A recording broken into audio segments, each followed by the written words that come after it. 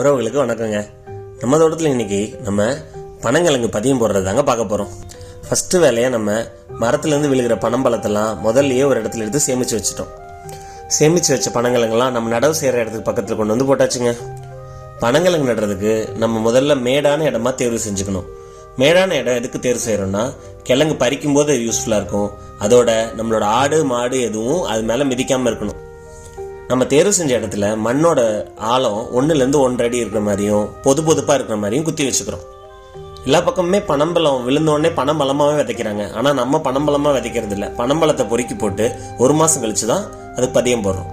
1 மாதம் கழிச்சுன்னா அந்த மேலே உள்ள தோல் சரியாக உறிஞ்சு வர்ற நேரத்தில் தான் நம்ம பதியம் போடுறோம். நம்ம பதியம் போடும்போது மேலே இருக்க அந்த தோல் பகுதி மேல் பக்கமும் உள்ளே இருக்க கிழங்கு பகுதி, அதாவது உள்ள நொங்கு வெட்டினா உள்ள சைடில் இருக்க கிழங்கு பகுதி கீழ்ப்பக்கம் ஃபேஸ் பண்ணுற மாதிரி இடைவெளி இல்லாமல் அடிக்கிட்டே இருக்கும். நம்மள்ட்ட இருந்த எல்லா கிழங்கையும் அடுக்கி முடிச்சதுக்கப்புறம் மேலே லைட்டாக ஒரு லேயர் மண் போட்டுற வேண்டியது தான். தொடர்ந்து வீடியோக்களை பார்ப்பதற்கு மண் வாசனை யூடியூப் சேனலை சப்ஸ்கிரைப் பண்ணுங்கள்.